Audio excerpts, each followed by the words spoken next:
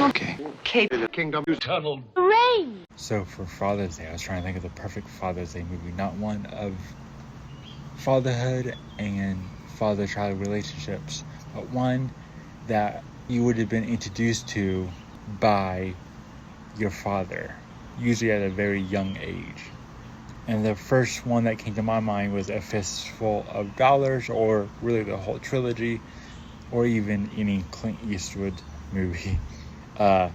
Some others could be like James Bond, things like that. But when I think of A Fistful of Dollars, I always think of how it's a Italian adaptation of a Japanese samurai story that was inspired aesthetically by their fascination with the Old West at the time. That got me thinking how adaptations of stories and myths across cultures are okay, depending on why are you wanting to adapt it across a culture. And if that culture has archetypal building blocks, mythological building blocks, the symbolic building blocks to adapt it across. For instance, samurais and cowboys are the same because they're both very wild man archetype. Ronin samurais, outlaw cowboys, they're the same archetype. So you can tell those stories across cultures because there is that root symbolism. It's the wild man.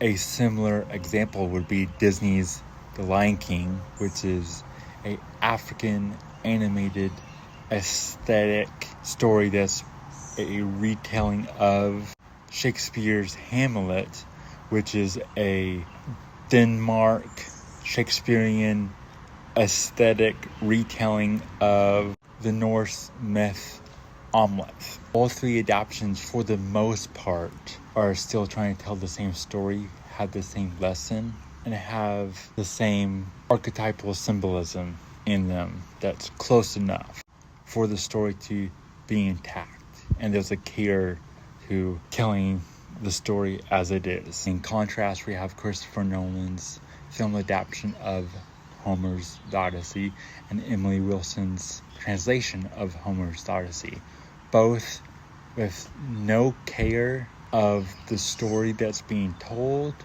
and the symbols being used to tell the story. And in some cases with these two, there is a disdain for the story and the symbols being told to purposely subvert or destroy the reason and the lessons of the symbols and the myth, the story itself, and its culture. All of this also reminds me of Makoto Shinkai's Your Name, and when it was released and was getting all the accolades, there was a announcement within Hollywood in the West that they were going to do a live action Hollywood adaptation of this Japanese anime movie. And I was really curious if that would even be possible at the time, because there are certain things, one thing in particular that there isn't a reference to in American culture, at least at the moment, that will make it hard to adapt, and that is the red string of fate, or the red thread of fate in Eastern culture. And this whole idea of fate in general, there isn't really a reference to it in American culture. Yes, you have like the twin flames and all that in New Age culture, but that's just a subculture, really.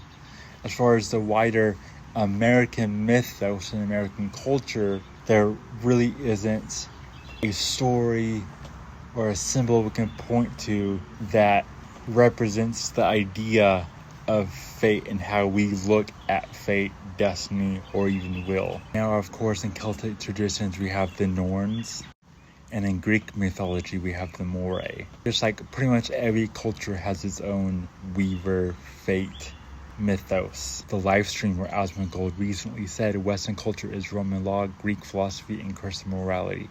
This is true. America is based off of ancient Rome. We are a constitutional republic. We also use a lot of Greek, Roman, and other European symbols.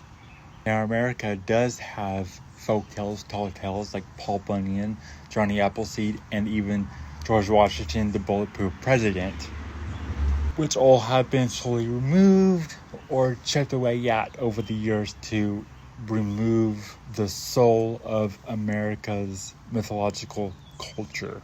The idea in these myths of being fated for something, destined for something greater than yourself, or even having strong enough willpower to make something happen is so disconnected from our Western American zeitgeist that we have forgotten what these myths and these symbols are trying to tell us. So you could still adapt your name for American audiences, for Western audiences. It would feel just kind of like slop, like Freaky Friday rom-com slop. It will be very hollow, pastiche in a way. It won't feel genuine because we don't have a connection to it, to that symbol, to that mythological archetype. What's your Father's Day movie? What movie comes to mind that your dad showed you when you were young?